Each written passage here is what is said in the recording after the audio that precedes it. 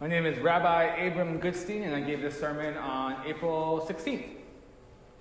So even though this week we're in Leviticus for our Torah portion, I'm going to jump ahead to Numbers for a moment. In Numbers 12, Moses decides to marry a Cushite woman. And Miriam and Aaron express their disappointment over this arrangement. And then Adonai grows angry at Miriam and Aaron's outburst and inexplicitly inflicts Miriam, and just Miriam, with something referred to as snow white scales. Now, we know this is not leprosy, which is how Bibles like the King James Bible have been translating it for hundreds of years. However, this is definitely something. And when Moses asks God to heal Miriam, God says, give it 7 days and Miriam's skin disease will clear up. And so the entire Israelite camp waits for Miriam to be healed after 7 days. Okay, so this brings us back to this week's Torah portion, where we get a better understanding of the snow white scale situation. Our Torah is so interested in skin disease that it contains a handbook on it in Leviticus chapters 13 and 14. It even breaks it down to 7 different diagnoses. It offers quarantine procedures and policies of limiting infections. It's actually really surprising to find such medical chapters in our Torah. And for me, it's a bit of a head-scratcher. And the reason why I'm confused is why does skin disease get so much space in our Torah? 2 whole chapters are dedicated to this problem. This would be like seeing 2 whole pages of a local newspaper dedicated to weird spots one can find on their skin. It almost feels out of place. And my first thought is that its priority is directly related to its danger for the lives of the Israelites. Maybe it's because some skin diseases can be communicable and it hurts the general health of the Israelite camp. However, even if skin disease is easy to catch, it doesn't necessarily mean it's deadly. In fact, there are lots of ways for Israelites to die in Sinai, which I think is one of the weirdest sentences I've ever said about our Torah. But yeah, skin disease is just one of many problems that can befall both individual Israelites and their whole camp.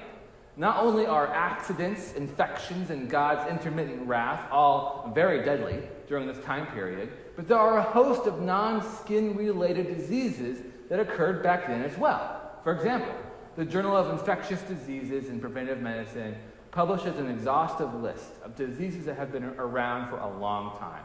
And I won't go through all of them, but some highlights include gout, tetanus, measles, diphtheria, chickenpox, cholera, and Lyme disease. The rest is too hard for me to pronounce. And while obviously the ancient Israelites did not have the benefit of modern medicine to diagnose these diseases, surely the Israelites, like all other civilizations at the time, would recognize that things like coughing blood or spiking fevers were not good for one's health and the camp's general well-being. Okay, so here's where I'm at with this problem. And it involves a reminder of what the Torah is trying to do.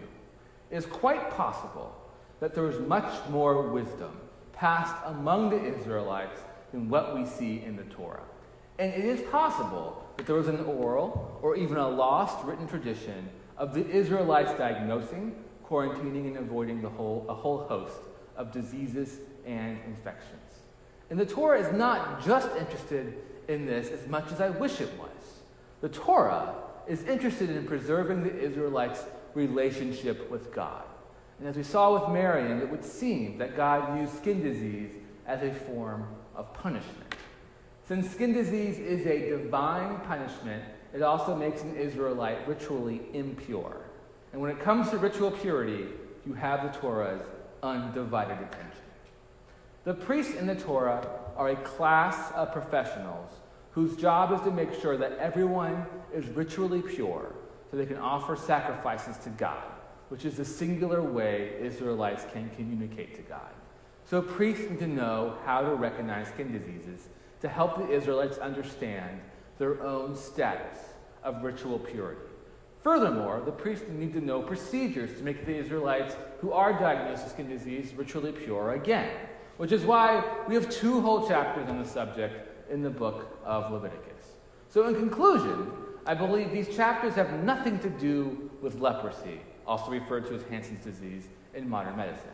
In fact, the translation of leprosy has undermined the true meaning of these chapters, which is a manual showing priests how to make ritual impure Israelites pure again so they can offer sacrifices.